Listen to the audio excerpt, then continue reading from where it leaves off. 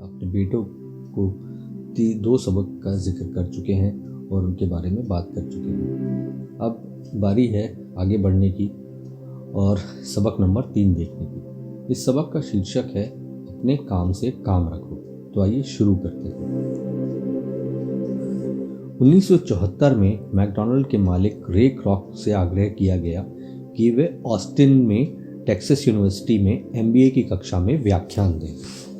मेरा करीबी दोस्त कीच कनिंगम वहाँ MBA कर रहा था। बहुत अच्छी और प्रेरणादायी चर्चा के बाद कक्षा खत्म हो गई और विद्यार्थियों ने रे से पूछा कि क्या वे बियर के लिए उनकी फेवरेट बार में चलेंगे। रे तैयार हो गए। जब सब लोगों के हाथ में बियर आ गई तब रे ने पूछा, मेरा असली बिजनेस क्या है? कीथ ने कहा। हर कोई हंस पड़ा। ज्यादातर MBA विद्यार्थियों को लगा जैसे रे मजाक कर रहे थे। किसी ने जवाब नहीं दिया, इसलिए रे ने दोबारा यही सवाल पूछा, आप लोगों की नज़र में मेरा बिजनेस क्या है? विद्यार्थी दोबारा हंस दिए और आखिरकार एक बहादुर विद्यार्थी ने जोर से कहा, रे, दुनिया में ऐसा कौन है जो यह नहीं जानता कि आप हैमबर्गर बिजनेस में हैं? रे हंस दिए। मुझे मालूम था आप लोग यही कहेंगे। वे एक पल के लिए रुके और इसके बाद उन्होंने कहा, लेडीज एंड जेंटलमैन, मैं हैमबर्गर बिजनेस में नहीं हूं। मेरा असली बिजनेस रियल एस्टेट है। कीथ ने कहा कि रे ने अपने नजरिए को समझाने के लिए काफी समय लिया। अपने बिजनेस प्लान में रे जानते थे कि बिजनेस का मूल लक्ष्य हैमबर्गर फ्रेंचाइजी बेचना था, परंतु वे कभी भी हर फ्रेंचाइजी की लोकेशन को नहीं भूले। वे जानते थे कि रियल एस्टेट और इसकी लोकेशन हर फ्रेंचाइजी की सफलता में सबसे महत्वपूर्ण तत्व है। मूलतः वह आदमी जो फ्रेंचाइजी खरीद रहा था और रे क्रॉक के संगठन की फ्रेंचाइजी चेन का सदस्य बनता था, वह भी उस जमीन के लिए पैसे दे रहा था और उसे खरीद रहा था। आज मैकडॉनल्ड दुनिया में रियल एस्टेट का सबसे बड़ा अकेला मालिक है, जिसके पास कैथोलिक चर्च से भी ज्यादा रियल एस्टेट है। आज मैकडॉनल्ड के पास अमेरिका और दुनिया के दूसरे देशों में सबसे कीमती चौराहों और नुक्कड़ है। कीथ ने कहा कि यह उसकी जिंदगी का बहुत बड़ा सबक था। आज कीथ के पास कार धोने का बिजनेस है, परंतु उसका असली बिजनेस है कार धोने के गैरेज के नीचे का रियल एस्टेट। पिछले अध्याय के अंत में हमने यह बताया था कि ज्यादातर लोग दूसरों के लिए काम करते हैं, बस अपने लिए काम नहीं करते। वे पहले तो कंपनी के मालिकों के लिए काम करते हैं, फिर टैक्स के कारण सरकार के लिए काम करते हैं और आखिरकार बैंक के लिए काम करते हैं जो उनके मॉर्गेज का मालिक होता है। जब हम छोटे थे तो हमारे आसपास मैकडॉनल्ड का कोई फ्रेंचाइजी आउटलेट नहीं था, परंतु मेरे अम्मी डैडी ने माइक और मुझे वही सबक सिखा दिया जो टेक्सास यूनिवर्सिटी में रे क्रॉक ने सिखाया था। यह अमीरों का रहस्य नंबर 3 है। रहस्य है अपने काम से काम रखो। लोगों की जिंदगी में पैसे की तंगी इसलिए आती है क्योंकि वे अपनी सारी जिंदगी दूसरों के लिए काम करते रहते हैं। कई लोगों के पास तो जिंदगी भर काम करने के बाद भी अपने लिए कुछ नहीं बच पाता। एक बार फिर एक चित्र 1000 शब्दों के बराबर है। यहाँ एक इनकम स्टेटमेंट और बैलेंस शीट का चित्र दिया गया है जो रे क्रॉक की सलाह का सबसे अच्छा उदाहरण है। हमारी वर्तमान शिक्षा पद्धति आज के युवाओं में अकादमिक कुशलताएं विकसित कर उन्हें अच्छी नौकरियां दिलाने के लिए तैयार करती हैं। उनकी जिंदगी उनकी तनख्वाह के चारों तरफ घूमती है, या जैसे पहले बताया जा चुका है, उनकी आमदनी वाले कॉलम के चारों तरफ। और ज्यादातर अकादमिक कुशलताओं को विकसित करने के बाद वे अपनी व्यावसायिक योग्यताओं को बढ़ाने के लिए और ऊंची शिक्षा हासिल करते हैं। वे इंजीनियर, वैज्ञानिक, रसोइये, पुलिस अफसर, कलाकार, लेखक इत्यादि बनने के लिए पढ़ाई करते हैं। उनकी व्यावसायिक योग्यताएं उन्हें काम करने और पैसा कमाने का मौका देती हैं, परंतु ध्यान रहे वे पैसे के लिए काम करते हैं। आपके प्रोफेशन और आपके बिजनेस में बहुत बड़ा अंतर है। मैं अक्सर लोगों से पूछता हूँ, आपका बिजनेस क्या है? और वे कहते हैं, मैं एक बैंकर हूँ। फिर मैं उनसे पूछता हूँ कि क्या वे बैंक के मालिक हैं? और सामान्यतः उनका जवाब होता है, नहीं, मैं वहाँ काम करता हूँ। इस तरह उन्हें अपने प्रोफेशन और अपने बिजनेस को एक ही समझ लिया है। उनका प्रोफेशन एक बैंकर का हो सकता है, परंतु उनका अपना बिजनेस कुछ भी नहीं है। रे क्रॉक अपने प्रोफेशन और अपने बिजनेस के बीच के अंतर को बहुत अच्छी तरह जानते थे। उनका प्रोफेशन हमेशा वही था, वे एक सेल्समैन थे। एक समय में वे मिल्कशेक के लिए मिक्सर बेचते थे और कुछ ही समय बाद वे हैमबर्गर फ्रेंचाइजी बेचने लगे। हालांकि उनका प्रोफेशन हैमबर्गर फ्रेंचाइजी बेचने का था, परंतु उनका बिजनेस आय दिखाने वाले रियल एस्टेट को इकट्ठा करना था। स्कूल के साथ एक समस्या यह है कि आप जो विषय पढ़ते हैं आप वही बन जाते हैं। उदाहरण के लिए, अगर आप कुकिंग का अध्ययन करते हैं तो आप शेफ बन जाते हैं, अगर आप कानून का अध्ययन करते हैं तो आप वकील बन जाते हैं, और अगर आप ऑटो मैकेनिक्स का अध्ययन करते हैं तो आप मैकेनिक बन जाते हैं। जो पढ़ा जाए वही बन जाने में गलती यहाँ होती है कि लोग अपने काम से काम रखना भूल जाते हैं। वे अपना सारा जीवन दूसरे के काम पर ध्यान देने में लगा देते हैं और इसी तरह उसे अमीर बनाते हैं। आर्थिक रूप से सुरक्षित बनने के लिए किसी आदमी को अपने काम से काम रखने की ज़रूरत है। आपका बिजनेस आपकी संपत्ति वाले कॉलम के चारों तरफ घूमता है, जो आपकी आमदनी वाले कॉलम के विपरीत होता है। जैसे पहले बताया जा चुका है, नंबर 1 नियम यह जानना है कि संपत्ति और दायित्व के बीच अंतर होता है और इसीलिए हमें संपत्ति ही खरीदना चाहिए। अमीर लोग अपने संपत्ति वाले कॉलम पर ध्यान देते हैं, जबकि बाकी सभी लोग अपने इनकम स्टेटमेंट पर ध्यान देते हैं। इसीलिए हमें यह बहुत सुनने में आता है, मुझे ज़्यादा तनख्वाह की ज़रूरत है, काश कि मुझे प्रमोशन मिल जाए, मैं एक बार फिर स्कूल जाकर कुछ और प्रशिक्षण लेने वाला हूँ ताकि मैं बेहतर नौकरी पा सकूँ, मैं ओवरटाइम करने वाला हूँ, शायद मुझे कोई पार्ट टाइम काम मिल जाए, मैं 2 सप्ताह में नौकरी छोड़ रहा हूँ, मुझे एक नई नौकरी मिल गई है जिसमें तनख्वाह ज़्यादा है। कई समूहों में ये समझदारी के विचार हैं, परंतु अगर आप रे क्रॉक की बात समझ लेते हैं तो ऐसा करके आप अपने काम से काम नहीं रख रहे हैं। ये सभी विचार अपना पूरा ध्यान आमदनी वाले कॉलम पर केंद्रित किए हुए हैं, और अगर अतिरिक्त धन का उपयोग आमदनी बढ़ाने वाली संपत्तियों को खरीदने में किया जाता है, तभी वह आदमी आर्थिक रूप से सुरक्षित हो सकता है। गरीब और मध्यम वर्ग के ज्यादातर लोग आर्थिक रूप से पुरातनपंथी होते हैं, यानी मैं जोखिम नहीं उठा सकता, यानी कि उनका कोई आर्थिक आधार नहीं होता। वे अपनी नौकरियों से चिपके रहते हैं, वे खेल को सुरक्षित तरीके से खेलते हैं। जब कंपनियों का आकार छोटा होने लगा तो लाखों करोड़ों लोगों को पता चला कि जिसे वे अपनी सबसे बड़ी संपत्ति मानते थे, यानी कि उनका घर, वह उन्हें जिंदा मार रहा है। उसी घर नामक संपत्ति हर माह उनकी जेब से पैसे निकलवा रही है। उनकी कार, उनकी दूसरी संपत्ति भी उन्हें जिंदा मार रही थी। गैरेज में रखे $1000 में खरीदे गए उनके गोल्फ क्लब अब $1000 के नहीं रह गए थे। नौकरी की सुरक्षा ना होने के कारण अब उनके पास जीवन यापन का कोई आधार नहीं बचा था। उनके विचार में जो संपत्तियां थीं, पैसे के संकट के समय वे उनकी कुछ भी मदद नहीं कर सकती थी। मैं यह मानकर चल रहा हूं कि हम में से ज्यादातर ने मकान खरीदने या कार खरीदने के लिए बैंकर से लोन के लिए आवेदन फॉर्म भरा है।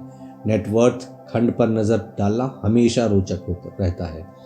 यह रोचक इसलिए होता है क्योंकि इससे हम जान पाते हैं कि बैंकिंग और अकाउंटिंग में किन चीज़ों को संपत्तियां माना जाता है। एक दिन कर्ज लेने के लिए मेरी माली हालत बहुत अच्छी नहीं लग रही थी, इसलिए मैंने अपने नए गोल्फ क्लब, मेरे आर्ट कलेक्शन, पुस्तकें, स्टीरियो, टेलीविज़न, अरमानी सूट्स, कलाई घड़ियाँ, जूते और दीगर चीज़ों को संपत्ति वाले कॉलम में दिखा दिया। मेरे लोन के आवेदन को अस्वीकार कर दिया गया क्योंकि मेरा बहुत ज़्यादा निवेश रियल एस्टेट में था। लोन कमेटी को यह पसंद नहीं आया कि मैं अपार्टमेंट हाउसेस में इतने ज़्यादा पैसे कमा रहा था। वे यह जानना चाहते थे कि मेरे पास एक सामान्य नौकरी क्यों नहीं है जिसमें वेतन मिलता हो। उन्होंने मेरे अरमानी सूट, गोल्फ क्लब या आर्ट कलेक्शन के बारे में कोई सवाल नहीं किए। जिंदगी कई बार कठिन हो जाती है जब आप स्टैंडर्ड प्रोफाइल में फिट नहीं होते हैं। मैं हर बार चौंक जाता हूं जब मैं किसी को यह कहते सुनता हूं कि उनकी नेट वर्थ $10 लाख है या $1 लाख है या ऐसी ही कोई और आंकड़ा। नेटवर्थ के सटीक न होने का एक खास कारण यह है कि जिस पल आप अपनी संपत्तियों को बेचना शुरू करते हैं, आपको प्राप्तियों पर टैक्स चुकाना पड़ता है। इतने सारे लोग अपने आप को पैसे के गहरे संकट में डाल लेते हैं। जब उनकी आमदनी कम हो जाती है, पैसा जुटाने के लिए वे अपनी संपत्तियां बेचते हैं। पहले तो उनकी व्यक्तिगत संपत्तियां सामान्यतः उस मूल्य से बहुत कम में बिकती हैं जो उनकी बैलेंस शीट में दिखाया गया है। या अगर संपत्तियों को बेचने से कोई फायदा होता है तो उस पर टैक्स लगा दिया जाता है। तो एक बार फिर सरकार फायदे में से अपना हिस्सा ले लेती है और इस तरह कर्ज से उबरने के लिए जुटाई जाने वाली रकम को कम कर देती है। अपने काम से काम रखना शुरू कर दें। दिन की नौकरी को करते रहें, परंतु असली संपत्तियों को खरीदना भी चालू कर दें। परंतु ऐसे दायित्वों या व्यक्तिगत चीज़ों से बचें जिनकी कीमत एक बार घर लाने पर कम हो जाए। आप जिस क्षण एक नई कार को दुकान से बाहर निकाल कर ले जाते हैं उसकी कीमत 25% कम हो जाती है। यह सच्ची संपत्ति नहीं है, हालांकि आपके बैंकर भी इसे संपत्ति मानते हैं। मेरा $400 का नया टाइटेनियम ड्राइवर खरीदी के कुछ ही मिनटों बाद $150 मूल्य का हो गया था।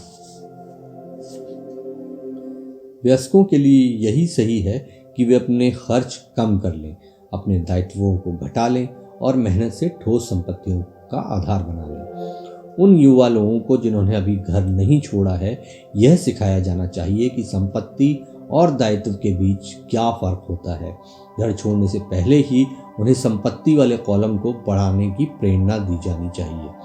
इससे पहले कि वे घर छोड़ें, शादी करें, घर खरीदें, बच्चे पैदा करें, खतरनाक आर्थिक स्थिति में फंसें, नौकरी को कसकर पकड़े रहें और हर चीज़ को उधार खरीदें। मैं बहुत सारे युवा दंपतियों को देखता हूँ जो शादी कर लेते हैं और अपने आप को एक ऐसे जाल में फंसा लेते हैं जिससे वे अपनी नौकरी के बहुत सालों तक कर्ज से बाहर नहीं निकल पाएंगे। जब आखिरी बच्चा घर छोड़कर चला जाता है तब ज़्यादातर लोगों को यह एहसास होता है कि उन्होंने रिटायरमेंट की पर्याप्त तैयारी नहीं की है और वे थोड़ा पैसा अलग रखना शुरू कर देते हैं। फिर उनके अपने मम्मी डैडी बीमार हो जाते हैं और उन पर नई जिम्मेदारियां आ जाती हैं। तो मैं आपको या आपके बच्चों को किस तरह की संपत्तियों के संग्रह की प्रेरणा दे रहा हूँ? मेरी दुनिया में असली संपत्तियां कई तरह की होती हैं। नंबर 1, ऐसे बिजनेस जिनमें मेरे होने की ज़रूरत ना हो। मैं उनका मालिक ज़रूर हूँ, परंतु उन्हें दूसरे लोग चलाते हैं। अगर मुझे वही काम करना पड़े तो यह बिजनेस नहीं होगा, यह मेरी नौकरी होगी। Number 2, stock. Number 3, bond. Number 4, mutual fund. Number 5, आमदनी देने वाला रियल एस्टेट। नंबर 6, नोट्स जिन्हें IOU भी कहा जाता है। नंबर 7, बौद्धिक संपदा जैसे संगीत, पटकथा, पेटेंट इत्यादि से मिलने वाली रॉयल्टी। और नंबर 8, एक ऐसी हर चीज़ जो कीमती है, जो आमदनी देती है और जिसका मूल्य बढ़ जाता है और जिसका बाजार तैयार है। जब मैं छोटा था तब मेरे पढ़े लिखे डैडी ने मुझे एक सुरक्षित नौकरी ढूंढने की सलाह दी। दूसरी तरफ मेरे अमीर डैडी ने मुझे ऐसी संपत्तियों को इकट्ठा करने की सलाह दी जिन्हें मैं पसंद करता था। अगर तुम इन्हें पसंद नहीं करते होगे तो तुम इनका ध्यान नहीं रख पाओगे। मैं रियल एस्टेट इसलिए इकट्ठा करता हूँ क्योंकि मुझे इमारतों और ज़मीन से प्यार है। मैं उनके लिए शॉपिंग करना भी पसंद करता हूँ। मैं सारा दिन उन्हें निहार सकता हूँ। जब समस्याएं आती हैं तो वे उतनी बुरी नहीं होती हैं कि उनके कारण रियल एस्टेट के लिए मेरा प्यार कम हो जाए। ऐसे लोग जो रियल एस्टेट से नफरत करते हैं उन्हें इसे नहीं खरीदना चाहिए। मुझे छोटी कंपनियों के स्टॉक से भी प्रेम है, खासकर नई कंपनियों के स्टॉक से। इसका कारण यह है कि मैं एंटरप्रेन्योर हूँ, ना कि कोई कॉरपोरेट व्यक्ति। अपने शुरुआती सालों में मैं बड़े संगठनों में काम कर चुका हूँ, जैसे कैलिफोर्निया के स्टैंडर्ड में, US मैरीन कॉर्प्स और जेरॉक्स कॉरपोरेशन में। मैंने इन संगठनों में बिताए समय का मज़ा लिया है और मेरे पास कई सुखद यादें हैं, परंतु भीतर से मैं कंपनी में काम करने वाला आदमी नहीं हूँ। मुझे कंपनी चालू करना अच्छा लगता है, परंतु उन्हें चलाना मुझे उतना अच्छा नहीं लगता। इसलिए मैं जो शेयर खरीदता हूँ वह भी सामान्यतः छोटी कंपनियों के होते हैं और कई बार तो मैं कंपनी चालू करता हूँ और उससे सार्वजनिक बना देता हूँ। नए स्टॉक के शेयर में किस्मत चमक सकती है और मुझे यह खेल पसंद है। कई लोग कम पूंजी वाली कंपनियों से डरते हैं और उन्हें खतरनाक कहते हैं, और वे खतरनाक हैं भी, परंतु खतरा हमेशा कम हो जाता है अगर आप निवेश से प्रेम करते हैं, उसे समझते हैं और खेल को अच्छी तरह से जानते हैं। छोटी कंपनियों के साथ मेरी रणनीति यह होती है कि 1 साल में अपने शेयर बेच दिए जाएं। दूसरी तरफ मेरी रियल एस्टेट की रणनीति छोटी प्रॉपर्टी से शुरू करने की होती है।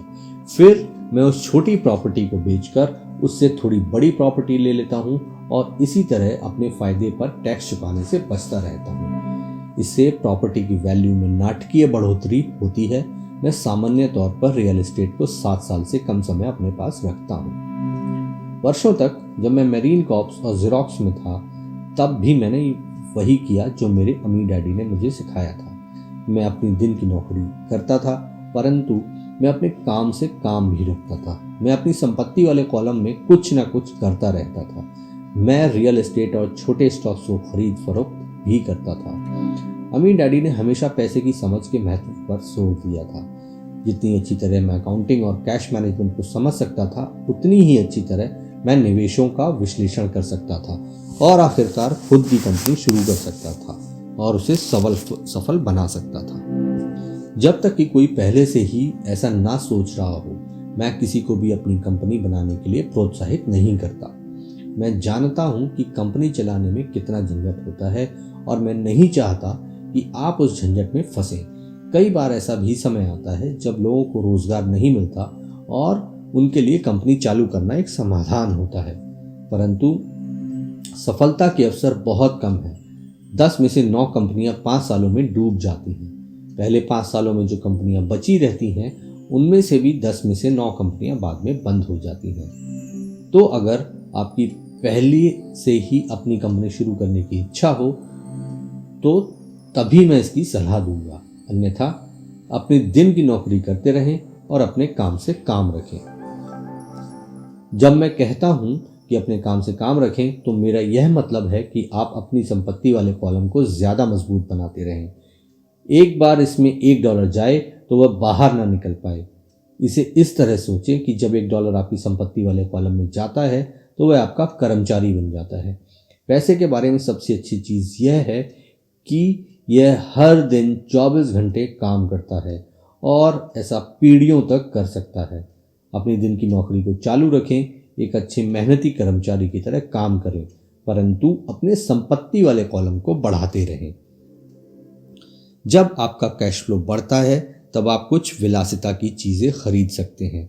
इस बारे में एक महत्वपूर्ण तथ्य यह है कि अमीर लोग विलासिता की चीज़ें सबसे ज़्यादा बाद में खरीदते हैं, जबकि गरीब और मध्यम वर्गीय लोग विलासिता की चीज़ें सबसे पहले खरीदते हैं।